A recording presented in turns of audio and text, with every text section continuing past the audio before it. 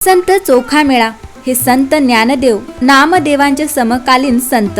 चोखोबांची पत्नी सोयराबाई, चोखोबांचा मुलगा कर्ममेळा, चोखोबांची बहीण निर्मळा, निर्मळाचे पती चोखोबांचे मेहुणे म्हणजे बंका हे सर्व विठ्ठल भक्त होते. या पाचही जणांनी अभंग रचना केली आहे. मंडळी, संत चोखोबांचा जन्म मेहुणापुरा या गावी झाला. हे गाव बुलढाणा जिल्ह्यात निर्मळा नदीच्या काठी आहे.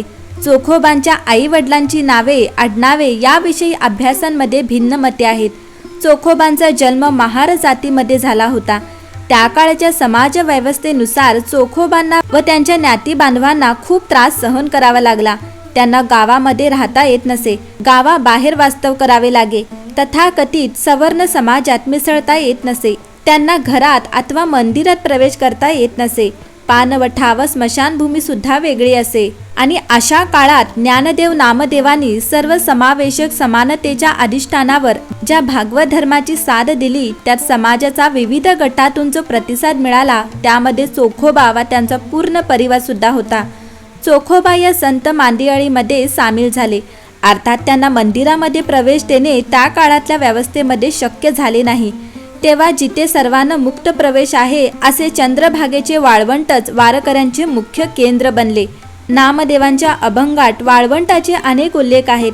त्या काळात पांडुरंगाचे मंदिर छोटेसे असावे व तथाकथित अस्पृश्य वर्ण महाद्वारातून विठ्ठल दर्शन घेत असत, असा काही अभ्यासकांचा अंदाज आहे.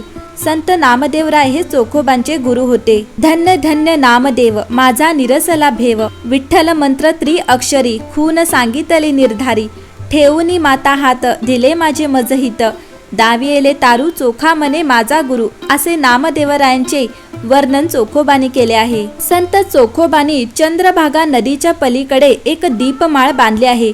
ही दीपमाळ गेल्या शतकापर्यंत साधारण 1969 पर्यंत जीर्ण अवस्थेत अस्तित्वात होती. त्या दीपमाळेचा फोटो सुद्धा उपलब्ध आहे.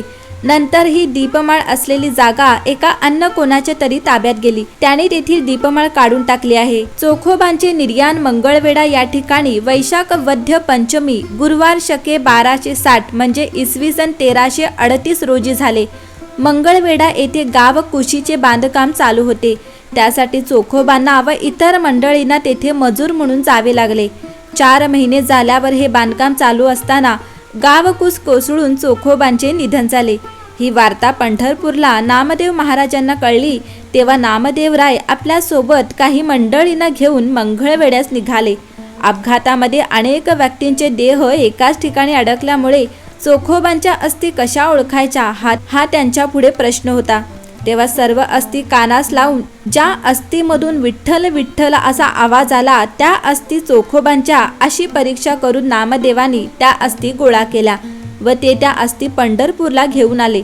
नामदेवांनी चोखोबांची समाधी पांडुरंगाच्या महाद्वारात बांधली. आज सुद्धा वारकरी पंढरपूरला पांडुरंगाचे दर्शन घेण्यापूर्वी महाद्वारातील चोखोबांच्या समाधीचे संत नामदेव पायरीचे दर्शन घेतात व नंतरच मंदिरात प्रवेश करतात. एकदा एकादशीच्या सकाळी संतांबरोबर चोखामेळा आपल्या कुटुंबासह भूलोकीच्या वैकुंठाला निघाले. पंढरपूरला आल्यावर पांडुरंगाच्या देवळाबाहेर उभे राहून दुरून दर्शन झाले आणि ते या सावळ्या परब्रह्माचे प्रेमात अडकून पडले.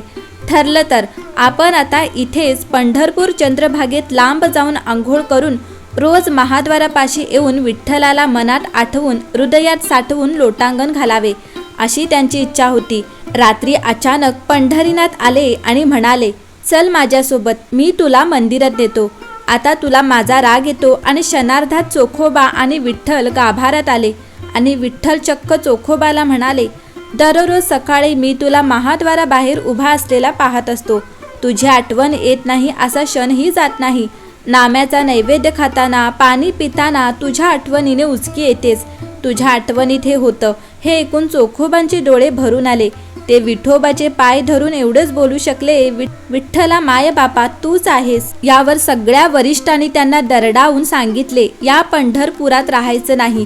हे ऐकल्यावर तुकोबांनी त्यांना सांगितले की नदी पात्रात जर शुद्ध आणि अशुद्ध पाण्याने आंघोळ केली तर नदीचे पाणी बाटत नाही, आणि शूद्राच्या अंगाला वारा लागला तर वारा शूद्र होतो का? यामध्ये मग विठ्ठल कसा जातीमध्ये भेद करेल? विठ्ठलाला ही सर्व जाती सारख्याच आहेत. त्याचे हे बोलणे ऐकून सर्व मंडळी थक्क झाली.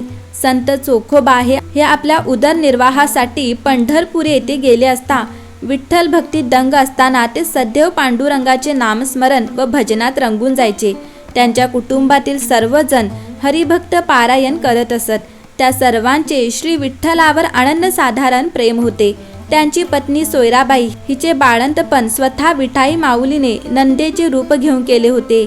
धाव घाली विठू आता चालू नको मंद, बडवे मज मारिती ऐसा काहीतरी अपराध, जोहार माय बाप जोहार, तुमच्या महाराचा मी महार, बहु भुकेला जाहलो तुमच्या उष्ट्यासाठी आलो, आमुची केली हीन याती तुझं कान कळे श्रीपती, जन्म गेला उष्टे खाता लाज नेई तुमचे चित्ता, ऊस डोंगा परी रस नोहे डोंगा, काय भुललासी वरलिया रंगा, चोखा डोंगा परी भाव नोहे डोंगा, विठ्ठल विठ्ठल गजरी अवघी दुमदुमली पंढरी.